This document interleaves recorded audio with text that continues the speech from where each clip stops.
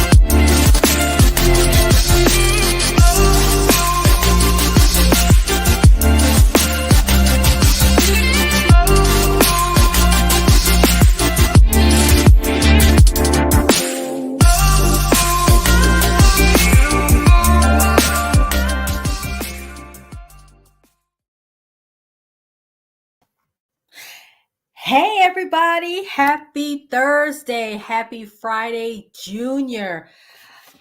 Look, when you become an adult, like an adult, like 40 plus, little things make you happy. Stuff like Friday or the thought of a Friday is just like extra hype and it's woo, Friday is coming. You just get so excited. And that's how I'm feeling right now. This month's episode of Nicole D Vick Live, and by the way, I am Nicole D Vick, is actually very serious, very important. And so even though I'm hyped that it's, Friday Junior, this is really a time to have a very, very important and serious conversation. I don't know about you, but for me, the lives of Black women are so very important, primarily because, first and foremost, I am a Black woman. We have been left out of some very serious conversations that have a huge impact on our health. I have a professor when I was undergrad at USC, shout out to them, Dr. Lavana Blair Lewis, and she would say, if you are not at the table, you are on the menu. Meaning, if you are not at the table having these conversations, giving your input, they talking about you and they're going to make decisions about you that you don't know nothing about. So if you are not at the table, you are on the menu. And I'm saying today, we are reclaiming our seat at the table. We ain't on nobody's menu up in here in 2022. All right. So it's been 30 years since the HIV epidemic began, actually more than 30 years. Back in the early days, it was called GRID, and all of the efforts were focused on helping gay white men not get infected, help them get treatment, and all those great things.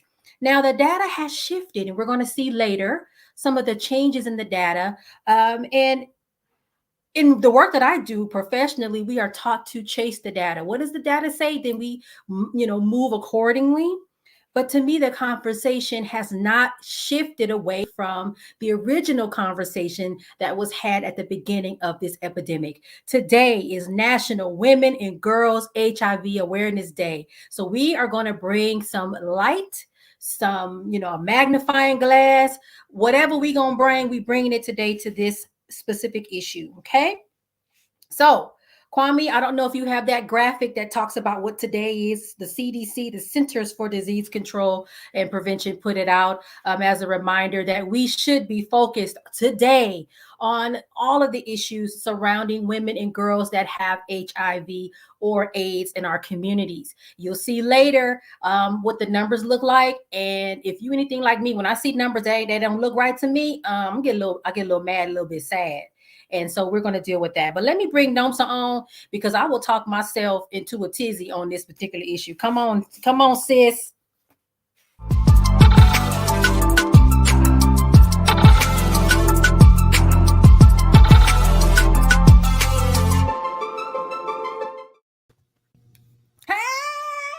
Hey. Happy Hey, Friday, hey, Junior. hey.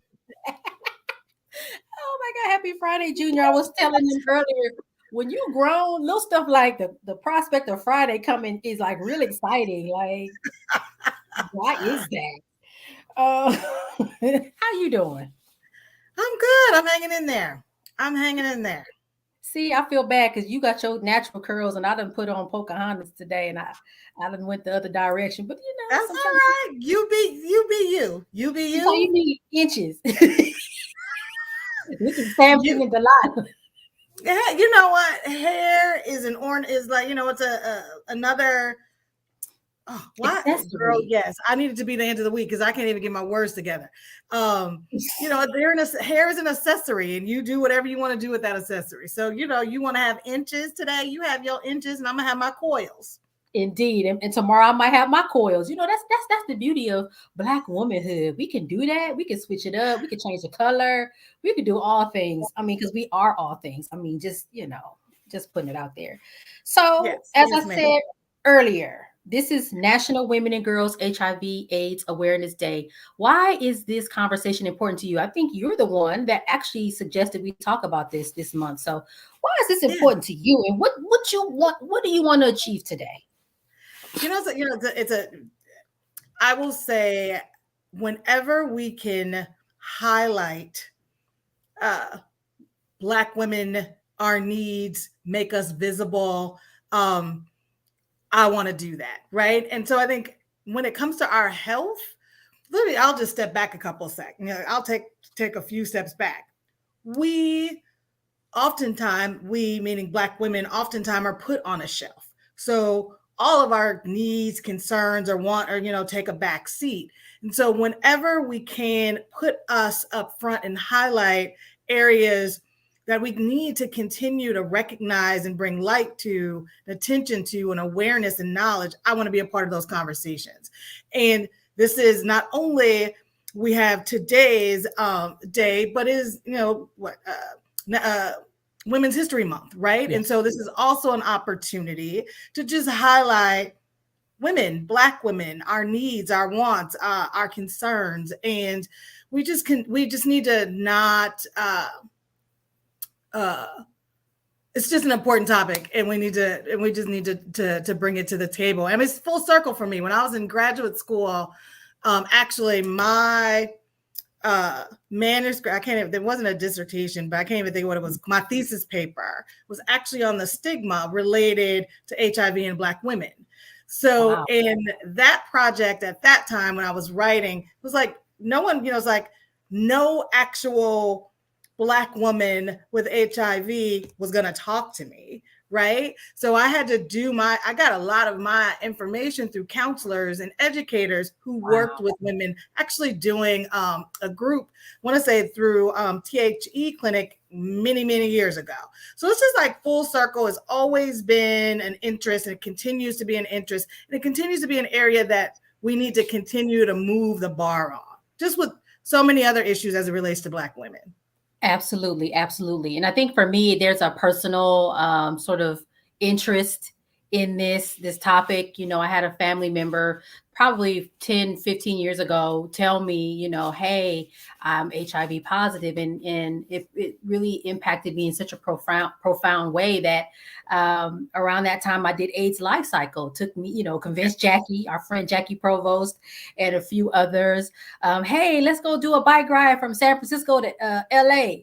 Yeah, Right. for a whole week. It's okay. It's only 545 miles. Come on, on a bike, like whatever, right? Whatever. And I won't ever do that damn thing again. But at the time, I think it was sort of my way of trying to really show support and solidarity for her and what she was doing, or my family member was going through, and also just to learn more about what was going on. And recently I had the wonderful privilege to speak to a group of women for this particular day, National Girls and Women's HIV Awareness Day, and share my journey and give some words of encouragement. So always willing to help, always willing to support. we have friends in the cause, Dante Morrison, Dr. Morrison, who works for APLA, always down for helping folks out. And the fact that this thing is still going on 30 something plus years later is sad, but there's glimmers of hope, right? They've cured 3 people, right? And this latest person is what I was told is a mixed race woman. And so there's like, wait, we might be finally at the edge of a shift with this whole thing. So yeah. I mean, there's like so many. I think my mom did insurance. She had friends when I was younger. So it's like I've touched it and been around it for a while. I used to volunteer at a hospice. So it's like, we've touched it in different ways.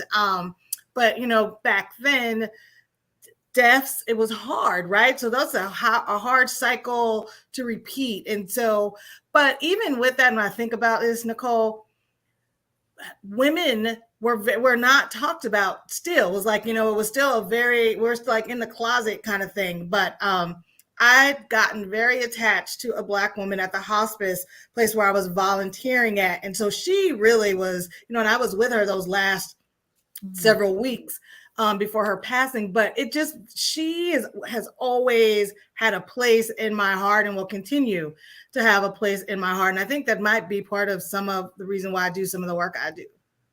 Yeah. And earlier you talked about us being put on the shelf. And I think that leads to a lot of us not having a lot of information that we need.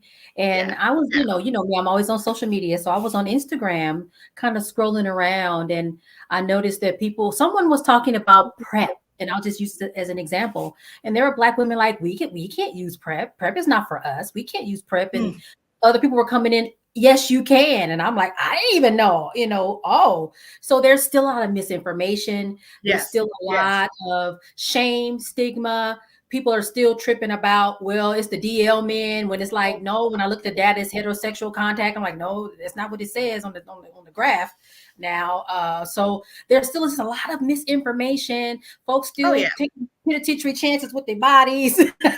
Yeah. So it's like we got to do more. And again, if you're not at the table, you're on the menu. If you're not at the table making, hey, wait a minute, what about us? Then decisions get made about you, and you don't even know nothing about it. And so I think that's part of what today is about. So we have some special guests that will help us navigate this very important conversation. Really proud and privileged to have them on. So Kwame, hey, can you bring on Bridget? And if we can get Rania on, bring her on too. But we're gonna start with Bridget. We'll see how we're gonna make this go, because I'm excited. But we're having some challenges. So folks, we just be, so people will know that people might drop off or drop on. But we gonna push through. That's the name of my book, baby, and that's what we finna to do. Okay. Speaking of that, Black women do. Somebody told me my book should be called. So my first one is called Pushing Through. Second one is called Push Through, and then they said the third one should be called Keep Pushing On. Something like that. So anyway, y'all. Side conversation. Okay. Hey y'all. Hi Bridget. Hey. What's happening? How's it going? It's great. I'm so glad to have both of you here. Let's just talk about who both of you are, what you do, and then I got questions. Nosa got questions. We got data. The public health side, the MPH degree. Incidence rates and all stuff. We got to talk through these numbers and really talk about what the issues are. So, Bridget, tell us who you are, what you're doing, and then we're gonna jump in. And then Rania, you can introduce yourself. All right. So, hi everybody. Happy Friday, Junior. Thursday, fun day, whatever you want to call it. I'm glad it's almost Friday. It's been a long week. So I am Bridget Piku. I am a nurse. I live in Cathedral City, California. I primarily work right now with older geriatric patients, but my passion and my heart is in HIV nursing. I also happen to be a woman that has been living with HIV for the last 9 years. So I have an interesting mix and perspective on life with HIV, because not only am I a nurse working in the field, but I am a woman living with it, with that practical hands-on every day, this is what it's like. Perfect. Thank you, Bridget. Thank you so much for being here. Rania? Hi. So just in case y'all didn't know, I'm the one who's having the technical difficulties. So hopefully, hopefully I continue to show up clear for everybody. But my name is Rania Copeland. I am a SoCal native, and I like to think of myself as a lifelong racial and health justice advocate. I am the owner and principal at Equity and Impact Solutions, where we advance social justice and equity by resourcing organizations with the culturally humble skills, tools, and knowledge they need to meaningfully center health, gender, and racial equity in their work. I've been doing HIV work for a long time. So I was at Black AIDS Institute for nearly 14 years, which is the National HIV and AIDS think tank. I served as president and CEO there. I sit on lots of HIV groups. I sit on LA's Ending the HIV Epidemic Steering Committee, and currently serve on the President's Advisory Council on HIV and AIDS. And so I get to see it from a federal level, locally, and HIV really has been my kind of work for a long time, because I believe that if we can respond to HIV, particularly in Black communities, we can figure out how to end health disparities overall, because what it takes to end HIV is really about equity and ending racism and homophobia and transphobia and all those things that impact our lives every day. So I'm happy to be here and have this conversation on National Women and Girls HIV and AIDS Awareness Day. Awesome. You know what, Nicole, real quick, because I'm a horrible human being and I always forget, because I get so excited and into the topic, I forgot to announce my affiliations, and it's actually really important to me. I am currently co-chair for the Community Advisory Board for the Well Project, HIV and Women. So this is a group that is specifically working towards women who are living with HIV and who are vulnerable to HIV, and they are a wonderful organization, and I really kind of credit them with a lot of my sanity and where I am right now. And then I'm also the president-elect this year. I'm the incoming president for my local Association of Nurses in AIDS Care chapter. And then I also sit on the board of a group called Heart PS, which is working with persons aging with HIV, because in case you're not aware, over half of the persons living with HIV are over the age of 50. And I'm about to be 50 this year. So that's close to my heart too. Absolutely. Come on, Skin. See, okay, I'm like, somebody, Bridget, why are you lying? You are 25. I don't even understand why you over here lying, talking about you almost about to be 50. I don't, you know, so all of y'all be lying about Girl. y'all age. I just can't, I don't understand. Now, my body is saying something different, because my body is definitely telling me I am over 50. It's the knees, girl. It's the knees for me. It's the knees for My me. left knee, I said, what I do? Why it's hurting? I don't even know what I did. But before we jump into the questions, one thing I want to say, you all mentioned your affiliations, commissions, boards, things that you're doing. Again, goes back to what I said. If you're not at the table, you are on the menu. You guys are all at the table and saying, wait a minute, this is where we need to focus our efforts. And again, it's really important to be in those spaces, because if we're not, then nobody knows. I don't know. I'm not going to say nobody knows, but I feel like stuff just kind of goes by the wayside, and it's like, well, what happened? So I'm really glad that you both are at the table. And Rania, I think my friend Dr. Moore is on that one of the federal one. That's my buddy. Yes. I think that my friend is on that one. Yes, we're riding on it together. Got appointed both in August. So a great kind of cohort of folks to be on the Biden administration's update to his advisory council on HIV and AIDS. It's a really exciting time to be doing that type of work. Yeah, absolutely. Nomsa, did you have a question or anything? Or you want me to keep talking? No, I did have a question. I think it came up, I think, in some of the email threads with Bridget. Both of us mentioned, Nicole and I both mentioned, Black women a lot of times as it relates to health. And actually this topic specifically, we are invisible, right? We, it's everybody else but us, right? Mm-hmm. And our number, nothing is, we continue to have high rates, right? And so you on both sides, right? You're working and living, right? So I would love to hear from you, what you believe, the reasons why we are invisible, and what we need to do and what needs to be done to keep us in the forefront, right? And a lot of times I think we kind of talk a little bit about PrEP, and that's one area, but it really needs to be beyond just that. So love to hear from you more directly about that. Yeah, so it's a good question, and it's one that needs to keep coming up so that people can keep answering it, so that we can start addressing some of the issues, right? So you guys were talking about stigma before. Stigma is a huge thing. This perception of, what are they going to think of me if I walk in and ask for PrEP? Or what are they going to think of me if I walk in and ask for an HIV test? That stigma, even 40 years later, is still prevalent, which is so sad. It is the fact that we don't have clinicians and providers that look like us, that we can identify with, because then you start talking about trust, distrust, and mistrust, right? And those two things, distrust and mistrust, are different, but they both tie into what's going on. You have factors, you have economic status, you have educational status. A big thing is lack of access, right? Which ties into, from the nursing part of it, one of the things that frustrates me is it's not just that we don't have providers that look like us. It is also that the general care practitioners who have the first opportunity, because by the time you reach an infectious disease doctor, it's too late. You're already diagnosed. We need to start involving the primary care doctors in the conversation so that they know what PrEP is, so that they know what the factors are. I hate the word risk. I try to avoid it at all costs. So that they know what the factors are that make people vulnerable to contracting HIV. So all of those things together, it's like a melting pot of a mess. But those are the big things that I can think of. And the ever-present, not going anywhere, structural and systemic racism. I mean, Yeah. that's the elephant in the room.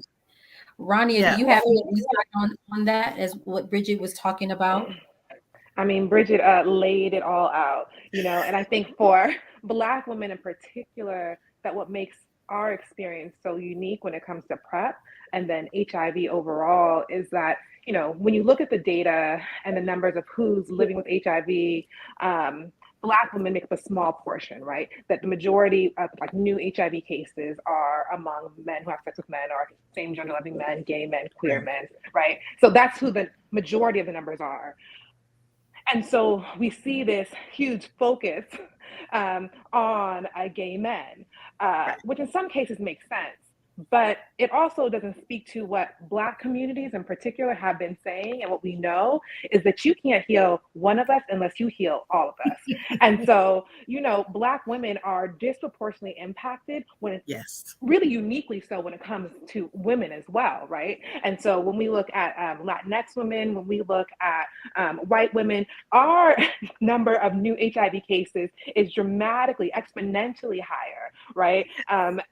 And we still don't see a huge amount of marketing for PrEP. We still don't see Black women living with HIV and thriving with HIV, which we know happens all the time, right? And I think that it's partially been because of this excuse that we're a small percent. And by small, it's not that small. It's a large number of women every year who are impacted by HIV, right? But when they're looking at the ratios. But what they don't also understand is that Black women, we are the influencers of our community. And that when Black women know about PrEP, that means all the text messages, all the chats, all the family functions, everybody knows about it, right? And it helps normalize and destigmatize HIV in our communities, because specifically for Black folks, it's not about who you love like that. It's not where you live. There's not risk, right? It is literally just being Black and living your life. And so I think that that's why we continue to be invisible, because folks don't understand our community. Folks don't resource our community to be able to implement the programs that we know work for us, right? Which is not cutting us up, that we're all Black folks. When you're talking about PrEP, you're talking to Black women, you're talking to Black men, you're talking to all of us. And that hasn't happened enough yet. Man. Love it. And you know what? So, you touched on something earlier about this download thing. And I actually just said this last night at a dinner. The fact that people still use the term, and I'm not saying you, I know you were just repeating what you heard people say. But the fact that people still use the term down low is all it does is perpetuate stigma. It perpetuates this lie, and it perpetuates this false sense of security about whether or not you can contract HIV. And we need to there are certain things that I want us to just completely take out of the conversation as far as using. I hate the word infected. I hate the word risk. I hate the word down low. I want us to start reframing the conversations and reframing the way that we talk about those things, because those are the things that lead to the number one reason that people don't get in care and stay in care, which is stigma. Yep. Absolutely. Now we got to take a commercial break in a second, but before we do, Rania, you talked a lot about the data. I pulled some of the CDC data. We're gonna examine it. We're gonna look at it real quick. And then I do want to have this download conversation too, because like you said, I'm tired of it. It's old. We need to get past that, because again, I think it's a falsehood. Oh, well, my man ain't on the deal, I'm good. No, let's not have. So yes. So let's go on a break, and then we're going to come back and we're going to finish up this show. Woo, this is beautiful.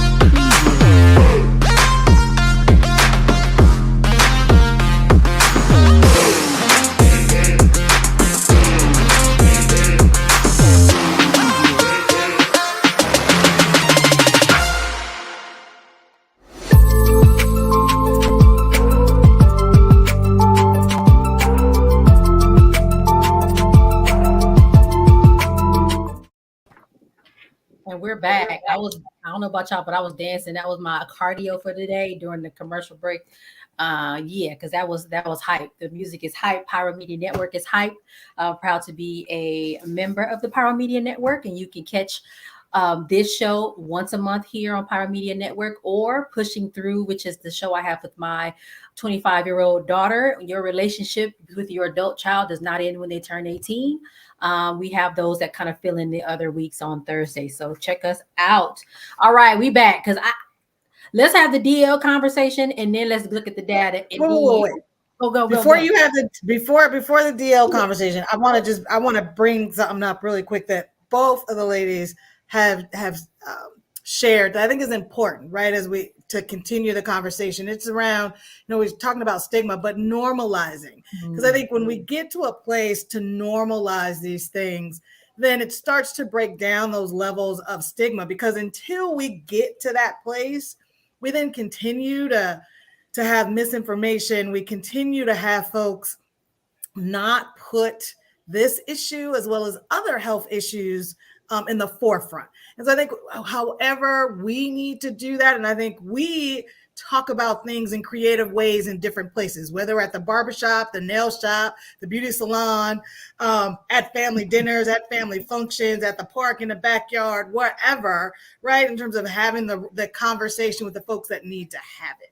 And also that helps, I think, with the reframing, right? Because if we start to talk about these things as they're part of regular conversation, then it's not this like, oh, let's talk about this in a parking lot, or, you're in a, I'm going to send you a message, but we're not going to talk about it out loud, or I'm only going to talk about it in front of certain people. those are like those silos that we got to break through to get us on the other side. I just had to say that. Because I just think it's important to get us to that place. And I know that's not an easy mountain or rock to move, but I think the more we're consistent in that, I think it starts to tell a different story, and then we can show up differently as well. Absolutely. You know, one thing that's interesting about that, I'm sorry, is that the normalization of HIV testing is not where it needs to be. Like, for example, what is it called? Black Women's Learning Institute, or I think that's what it is, just recently did a study. It was a survey, 1,600 women, right? 38% of those women have never been HIV tested, never been offered an HIV test. So if you think about all of the times that you've been to the gynecologist, how many times has your gynecologist offered you an HIV test? I'm almost 50. I can count on one hand how many times. I've never 25 years. I never had one offer me one ever. 3 times. I'm 52. 3 times when I was pregnant, another time later, and one and actually I asked to be tested, not because but 3 times. So it needs to be, that's one of the places that we need to normalize testing, right? So we can't normalize what people consider to be the abnormal unless we make it a regular thing. Yeah. And right quick, let me say this too. You'd be amazed at how much, I can't even, why is the word not coming to me? But some of our medical professionals have a lot of bias, implicit bias, explicit, other barriers that keep them from dealing with all kinds of things, birth control, HIV stuff, LGBTQ stuff, transgender. They don't want to do it because, well, that's against my religion. Baby, no, hold on. Then you in the wrong job. Mm-hmm. I don't understand. So, and I've seen it firsthand. I can't say who, where, why, but I know because I've seen some of the information on that, and it's really disheartening. It's like, but you're supposed to be helping people, first do no harm, but you're actually hurting a lot of people by not bringing these things up, or because you have a bias. Well, I don't believe people should do these things, so I'm just not going to talk about that. What the hell? It's people out here dying. What's going on? So. I think that we also have to think about those things as well. What are our medical schools doing? How are they teaching? What kind of continuing education are we giving folks? Like, what's going on? Yeah. No, I think that's true. Providers, you have so many providers, they're not comfortable with these conversations at all. They only comfortable with stuff from the waist up. They're not trying to deal with nothing below the waist if they can help it. Mm-hmm. And I think that goes back again to what Bridget was saying. Just again, it's like, how do we, again, things that are normal? Because you're right. We shouldn't. You said never. You had never been offered a test. I think, Nicole, you might. So it's like, that's crazy. Yeah. That's crazy. It is. But it's common. It's common. Yes. It's common. It's common. And so, when you talk about things like PrEP, there's so many efforts we have to put in. First, we got to make sure Black women know about PrEP. You got to make sure that folks have insurance, like all these issues. But then once they get to the provider, like I've heard of so many stories of Black women saying, I want PrEP, and their doctor saying, you don't need it. Same thing with an HIV test, right? And so it is, the providers that we're talking about, like this is why ending HIV is a whole of society approach, because unless you respond to these, societal issues, unless you change these norms, it doesn't matter, right? You can develop all the biomedical tools that you want. You can, all the vaccines and the cures.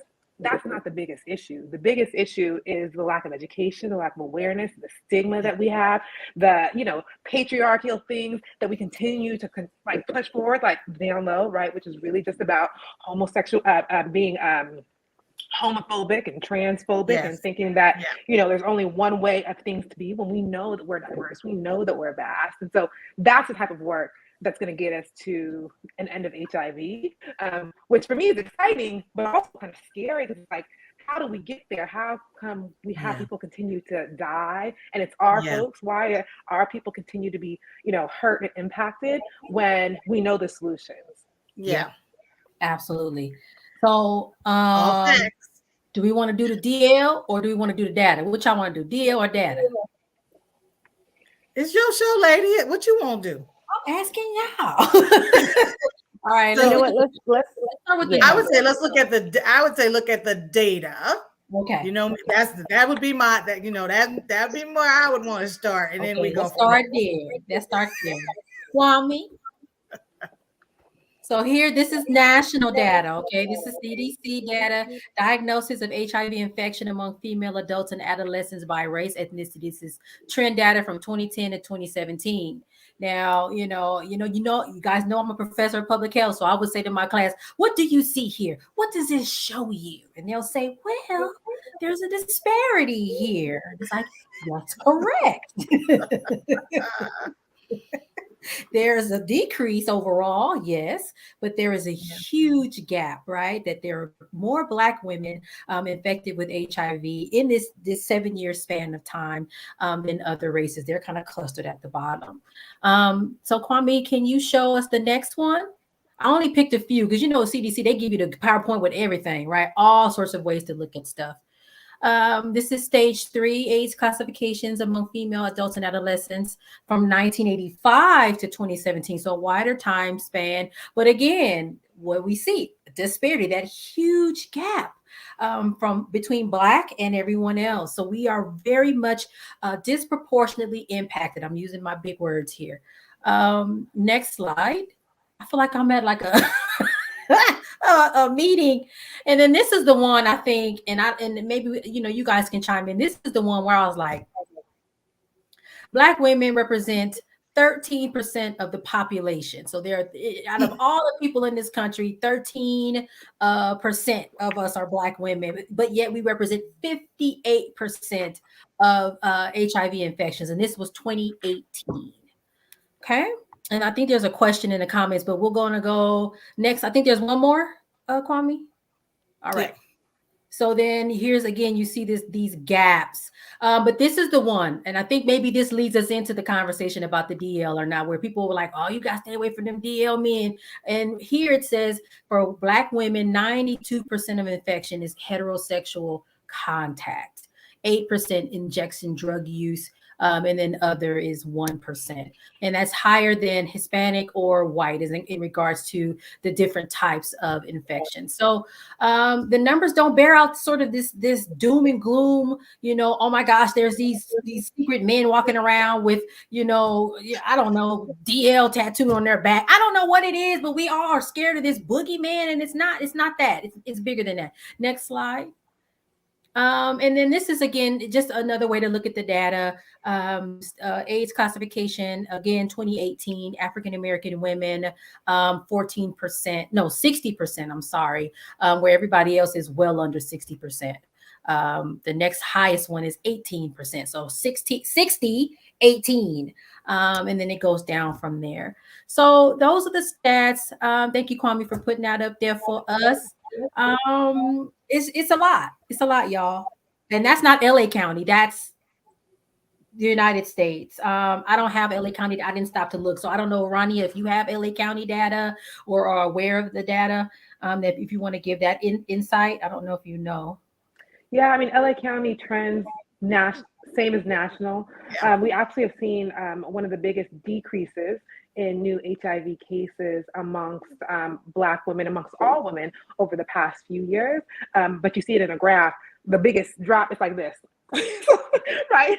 And so we aren't coming down to the bottom, but it still continues to be, a significant disparity, like you said, right? So if we have some women who are down on the bottom with lower numbers of new HIV cases, why are Black women continuously being at such a high level, even though we've seen this drop in new HIV cases?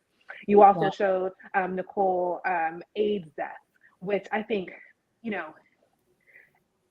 during this time, this age, this doesn't make sense. We have such advanced medications now. And so and we don't even really say AIDS in this like we used to anymore, because we don't have it in the same kind of way because we have these medications, right? And so it's not, again, the HIV that's the problem. There's all these other things that are happening because we have medications where folks, can live long and healthy lives with HIV. It's the other stuff, it's the, not having housing, not being supported, or having a healthcare setting where you're being supported, all these other issues that continue to impact us.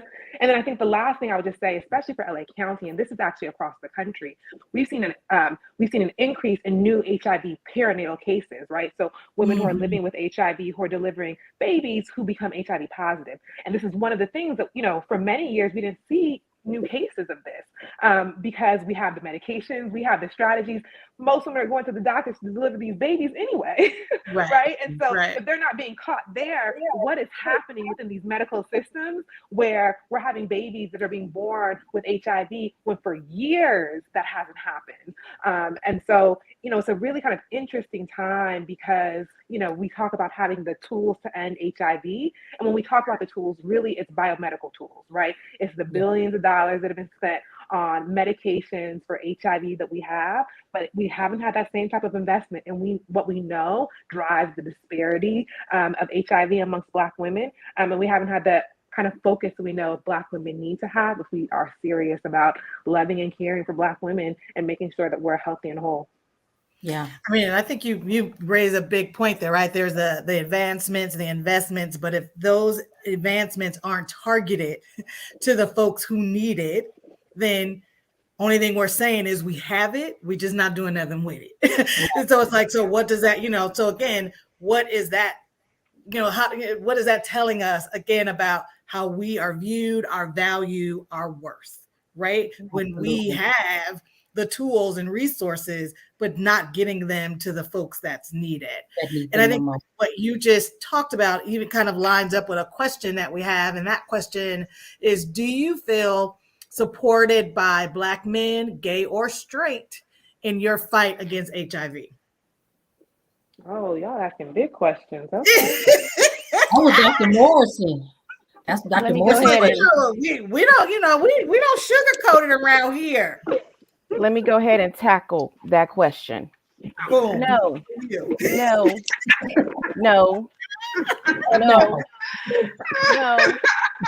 I'm being silly, but let me tell you.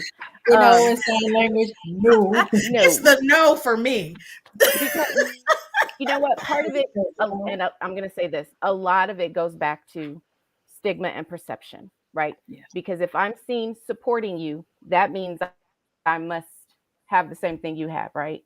So we don't get the support that we need from Black men overall in general, heterosexual, gay, what have you, because if they don't want to be perceived as having HIV. And then in the bigger picture, and it's not all men, it's not all gay men, and people always get mad at me when I say this, but this is the truth. Traditionally, HIV is an old boys club, right? Through no fault of their own, because of, like you were talking about earlier, Nicole, because of grid, comments like that, and because of the way that AIDS and HIV were presented in the media back then, the face of HIV became older, white, or younger at that time, white gay men, basically, at the end of the day. And so it's their club. And so they get all of the services. They feel like they deserve all of the services, which they do, right? They deserve the same services that I do as a Black woman living with HIV. And that's where the disparity is. It's not that I'm trying to take something from you. I just want what you have, because my life is just as valuable. I want to have the same opportunities that you have because my life is just as valuable. You want to reach out to the men who can afford PrEP, right? So when PrEP first came out, it was marketed and targeted towards affluent white men who could afford the medication. Well, we have options now. There are programs to help you pay for the meds. There's programs through the drug company to help you pay for the meds. So that's not the issue anymore. So why aren't we stepping forward and moving and doing the things that we should have been doing all along, right? So all of that ties back in together. Yeah. Yeah. And, I'm glad you. Go ahead, Rania. I was just going to say, you mentioned babies being born with HIV, and it is a fact that women in general, Black women in particular, are diagnosed later in their HIV disease process, and we're sicker at diagnosis. Oftentimes, women find out that they have HIV when they are pregnant, or taking a pregnancy test, and that has to change as well. It makes the baby vulnerable. It leaves obviously the mother vulnerable, and it creates a whole other network of social issues, like you were talking about, for housing and how we're going to feed, and where we're going to get our medication from, and all of that. So we have to do a better job of testing and diagnosing. Absolutely. Anything else we want to touch on before, we got about 5-6 good minutes before we close out. Is there anything else we need to be touching on? Maybe next steps. What should women be doing? Things that we can do. And what kind of advocacy work should we be trying to push forward? Because of course it shouldn't all be on the burden of women to try to fix this problem. But I know there are things that we can be doing. But I also want to, talk about bigger picture things. What's next? What should we be thinking about in regards to HIV prevention for Black women and treatment as well? I think there's so many places that we can fall in, right? So there's like what I can do as an individual in my network. And I always say, pick 3 of your group chats and make sure you send some type of text message about HIV something at least once a week. Like, y'all got your annual HIV test yet? Hey, have you guys heard about PrEP? Oh, giving information, really, and making sure people know, literally. So I have like my family group chats, my nephews, like all these different folks that for me, there's an individual effort that I have around making sure people know about U equals U, undetectable equals untransmittable, right? So people living with HIV, if they are virally suppressed, not only get to live a long and healthy life, but don't have to have that burden and that worry of passing HIV on to others. And that's something that so many people don't know, right? So the 4 of us here and the people I'm watching, texting, having conversation at the cookout in the backyard, like you're saying, Nomsa. That's one thing that we can do as individuals that don't cost nothing, that we can do every day regularly. I also think that it's really important that we support Black-led agencies and organizations that are doing this work, right? So like in your community, send your big $25 a month donation. You got more than that, give. But really supporting organizations that are from community, that are doing this work, that are being the advocates at the table. And then I think there's like, where do you want your advocacy to be, like on a federal and state level, right? You want to, write our Congresswoman Auntie Waters and tell her what your priorities are. You want to make sure that the folks in her district office, which are actually really amazing when you contact people in your local district. They want to hear what you have to say, and you can ask them, where is this money? We have this whole huge federal initiative with hundreds of millions of dollars that is trying to end HIV in the next 10 years. And what we see are continuing widening disparities. White communities, other communities, they are ending their epidemic and we are lagging behind. And so how are those resources being used for our community, right? What's your kind of one thing that you want to make sure you pop up on with them when you contact them once a year or once a quarter or whatever that may be? And then the last thing I would say is that, that we continue to see new advancements when it comes to HIV technology, right? You started off with talking about like cure work when it comes to HIV. And there's all this amazing research, but how much of it is for us and in a way that we want it to be, right? So like there's been, we saw the FDA that went up for approval, having a ring that has HIV medications to protect against HIV, so like PrEP medications along with birth control, right? How many of us know about that and are advocating with the FDA to make sure that these are medications, these are technologies that need to be approved because they will help our lives dramatically, right? And so making sure that these billions of dollars that are invested in tools to end HIV actually work for us and they're things that we want. And so that's a list, right? You can pick from wherever you're at, what your day is, what your capacity is, that we all have a role that we can play when it comes to responding to HIV. And you pick, how you want to play that role. Absolutely. Bridget, any parting thoughts, ideas for folks moving forward? Self-agency. You are your own best advocate. Self-autonomy and sex positivity. because Yes. you have to get comfortable with your body, and you have to get comfortable with telling people what your body needs. You should be able to walk into your doctor's office and say, I would like an HIV test. And when you get the pushback that invariably comes, your response is simply, because I asked you. That's it. That's all. That's it. That's it. The That's end. all. And then, yeah. And then the other thing I would say is that we need to share more of our experiences and be more open about our experiences. But the people that we are sharing with need to be more accepting. Like my whole thing is I live my life just like I live my life. People who find out that I'm HIV positive are forever surprised, but it's because I'm living my life as it was meant to be lived, right? It was a journey and a process for me to get there, but I'm here. And the other thing I would remind people, because we didn't even touch on it, having a history of 2 or more STDs makes you more vulnerable to acquiring HIV. So whatever it is you're doing, if you're having a good time, which I hope all of us are, please be aware of what's going on with your body and get tested. It takes nothing to get tested. I never cease to be amazed at how people always say that they're not at risk and they're not worried about it. But as soon as it becomes, let's go get tested, all of a sudden they're nervous. Well, what you're nervous about? You're good, right? You know who you're sleeping with, you know your partner's status, right? No, nobody knows because nobody's talking and nobody's having the conversation. So that's my thing is be able to have the conversation, be able to have autonomy, be prepared for the answers to the questions. That's right. Yeah, absolutely. And again, you think, oh, it's 2022, everybody knows what they should be doing. All these resources are available. Just go get tested. There are still people that just be either refuse, or just it's not on their radar, right? And so we definitely have to do a better job of normalizing and really, and something else that I tell people, even my daughter, like, you are responsible for your life.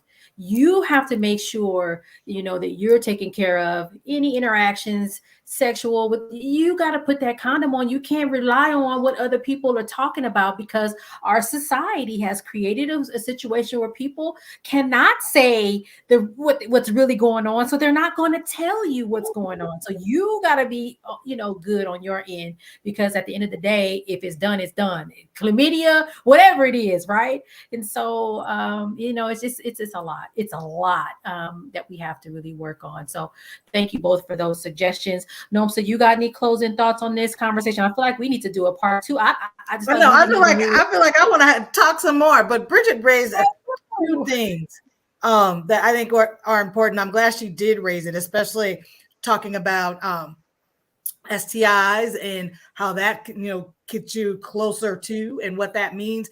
But I think it's just also the other thing I really appreciated what Bridget said, and just what resonated is just we just got to talk about it, right? It's like we just got to talk about it, and that just it goes back to, if we don't talk about it, then we stay where we are. None of us are growing, none of us are learning, because you're right. There's this assumption that people don't know a whole bunch of stuff, right? And there's still a lot of misconceptions. People make assumptions about people. I was reading something on Instagram, it was probably a couple of years ago, and young man, I had a whole conversation about it at the time, but he had made a comment that she looked okay. She looked safe.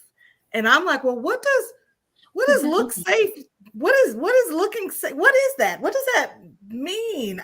Because she was pretty. I just was trying to understand, like, you can't just go by what somebody looks like. You gotta have those conversations. You gotta, but it's also we gotta get folks comfortable with having those conversations, right? With the person you may be, whether it's a one night stand, 2 night stand, or whatever it is, right?